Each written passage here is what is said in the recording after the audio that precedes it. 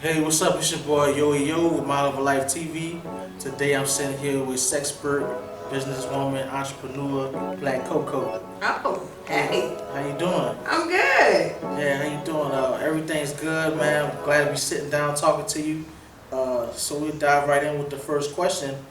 How did you get into this field? How does one become a sexpert? Ooh, so how did I dive into this field? Well, the short answer that I tell everybody, and I'm gonna tell you the long answer. So the short answer I tell everybody is your parents tell you to find something you're good at, right? Well, I'm good at sex. So it was like either that or go to school and study sex. And I don't really believe too much in doing that. I mean, like, I further my education so that I can help people out as far as the techniques and how to, like, be protected, you know, from STDs and stuff like that. But as far as there are actual schools that teach you, like, different positions and stuff. And it's like, I'll go to the seminars and stuff like that, but you don't look like you're having sex, so I can only take so much from people who don't look like they're having sex. But how I really got into the business is my homegirl. I've been a freak all my life. Not really a freak, but really a sapiosexual nymph. All my life, I suffered from hypersexuality disorder, and my friends knew that I was a over-sexual person. So one day my friend was like, hey, we should start a sex toy business. And so we went and we did our research, and we came across this place called First Lady Lingerie and Novelties in New Orleans East. And she basically asked me a couple of questions. I was able to explain everything that was in the store. She was like, okay, well, this is how much you need to start. And I started into the fantasy parties, home parties and everything. And from there, everything just kind of skyrocketed. I became good at it. All right, so can you elaborate a little bit more on the fancy parties? Like, can you give like some examples of what that's about for people who may have never experienced it, and what would that experience be like? Okay, so fantasy parties are basically, ladies and gentlemen, more so gentlemen, I get hired to teach your females how to play with themselves. So when you acting up or when you not treating her right or something and everything, I'm the one who comes to the house with the toys and everything and has her to buy, you know, the rabbits, the dildos and everything else. It's kind of like Mary Kay for toys, you know, like how there's like a head and then a head and a head of a, you know, like kind of like that kind of, or Avon for toys. People are more familiar with the Avon, you know, networking system. And I was the person who would come up with the toys. People would hire me to come in. I would sell them their BJ Blast and their pop, well, that is the Pop Rocks, but their rabbits, their bullets and everything else. I would have the females do a couple of different games. My games started to become a little bit more educational as the time went on. So I would teach the females, like, it's not that easy to hit it from the back, but you want them to do it 24/7. You know, like, depending on how small the penis is, you know, so they play, you know, games like that and stuff like that. And it became a little bit more so, I guess the industry became more of a comic relief type situation. It became more so of, you don't need to know your products. Like, I was trained under First Lady to know, more so of, you just need to be hilarious. And I feel as though if you know your products and you're naturally hilarious, then it shouldn't be that big of a deal. You get what I mean? Like, it was more comedy versus education. The industry started to turn, and I didn't want to be too much a part of that. So I tried my best to find a way to, like, separate myself from that crowd in general. All right. Well, speaking on that, basically, while you was doing it, you realized that you was developing a personality within yourself of, you know, branding yourself. I see you got the Coco's Pleasure Palace. Yeah. So this is the legit brand that you're running. Yes. And you recently started doing live streaming, and I know you had a radio background. Can you talk about that? Okay, so the radio background. I've actually been in radio for a long time. I started out in radio with Dillard University, and I had a show on Dillard University called HBCU Late Night. And this was before Dillard actually got their shows like up and running and everything. And then after that, we had another show. I forget really what it was called, but it was with DJ Juan Jordan, who's Big Frida's DJ. And then DJ Juan Jordan went on tour with Frida, and that kind of put everything on pause. Well, I started doing this. I found another passion and everything, which is something that DJ Juan Jordan had told me. He was like, find something that you're good at, that you really love and everything, and skyrocket it. So in my life experience in general, people have always told me, like, if you ain't feeling it, don't mess with it. Right, you know, right. Find something that makes you happy. Even my grandmother, she told me a long time ago, you know, she's excellent at her career. Well, she was before she retired. If it doesn't make sense for you to do it, you know, like, then don't do it. You know, I don't care how much money I've invested in school for you, like, just don't do it. You know, like, it's gonna make you miserable in the end. So I started out doing radio that way. I've always had a passion. I tried to do my own little blog talks and everything else like that, but they never really picked up. And then I did Essence last year in 2017. And I met an amazing crew of people. It was like everything clicked. Like, I met my publicist. Who is Mel Cordier, for you guys who don't know. It's my publicist, my favorite publicist. I don't like sharing him. Yeah, I also met Music Exchange Radio. And I had a show with them.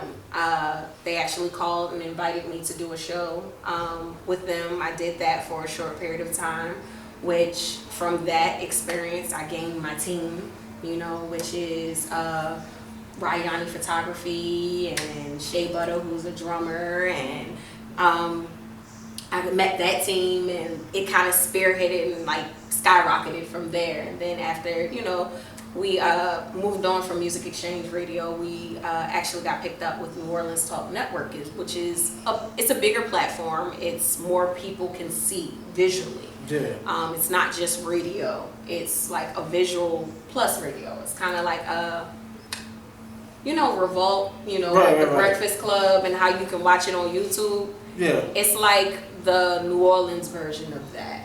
All right. That's what they aspire to be like. So I actually got invited to be a co-host on the Live Line, which is an urban show which allows local artists from all over New Orleans to send us their music videos. We do interviews with them.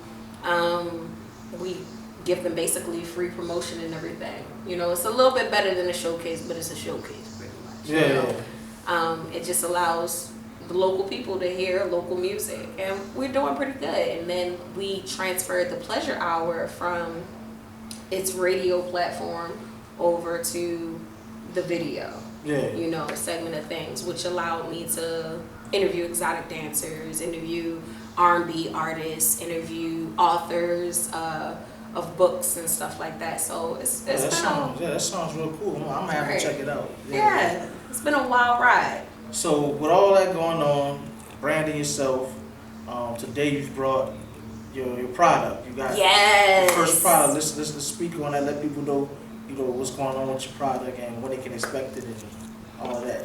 Okay, so this product is La Riviere. It means the daydream. The reason it's from the Trainer collection. So there's going to be like at least I would say 10 products under the Trainer collection. We're going to actually, like, the first product is La Riviere. Like I said, it's called the Daydreamer. I'm going to take it out of the box for you. And this one right here is a 10-speed. You don't gotta be scared. See, when you pull out toys, men just are like, I don't want to touch it. I don't want to be around it. Right? So, I mean, like, it's interesting. It's a little interesting. Men don't really like toys. It's okay. It's all right. But I teach people how to incorporate toys in with, like, their partner. Like, that's part of my job is, like, being a sexpert. You know, per se, you know, like, because it's no fun if, you know, she's playing with her vibrator and she doesn't, you know, incorporate you into it. So I teach them how to have oral sex with the vibrator, basically how to, you know, give men a blowjob with the vibrator. So they put it on the side of their cheek and they suck, you know, appropriately. See, that made you look up. Okay, but this this toy is my baby. This is my first one. Like I said, it's basically called the Daydream. I know I'm not gonna keep going. Oh, and you know, and everybody's gonna be like, oh my god. So it's 10 speeds, USB chargeable, made out of the strongest medical grade silicone there is out there. So I worked on this for like months and months and months and months and slaved over this, disappeared from everybody. It's like you hold it for 3 seconds to turn it on. It lights up, and then like it's not gonna really show you how to vibrate, but it vibrates. It has clitoral stimulation. This right here is for the G spot. So it's gonna hit the G spot while this does clitoral stimulation and everything. And for men to like, you know, enjoy themselves while pleasing her with it, you can actually enter into her anal cavity while she has this in her vaginal area, and this will allow her to become more moist, more wet. It won't be as painful for her, and it'll stimulate her a lot more. Gotcha. So you looking out for the fellas too? See, I look out for the men. I love men. I keep telling people that. I just don't like what they do sometimes. Gotcha. So now that you have the product, it's coming out soon. It's coming out soon. It's coming out really soon. We're going to do like a 1-day, 3-week launch. Okay. And we're just waiting, you know, to lock in some dates with, you know, with some venues. We already have them in mind and everything, you know, it's just the negotiations of doing stuff. Right. But it'll be out extremely soon. If people are interested in getting it, go to blackcocoa.com. It's there. You know, just order it, you know. All right, so what's the long-term goals for your brand and what you're aspiring to be? To be honest, the long-term goal for this whole situation for me would to be like an adult novelty mogul. Like I want to deal with, my passion is dealing with females with domestic violence and females who have been legal. Like I hate the whole thing of kind of like Amber Rose's platform of slut shaming and stuff like that, just a little bit more in depth and dealing with the sexual industry in general. I hate the whole slut shaming things that men do. I hate, you know, if a female makes one mistake. I hate if a female has a high sex drive, she's labeled. I want females to help, you know, I want to help females find out who they are. And part of getting to know who you are is getting to know your body and how to explore your body.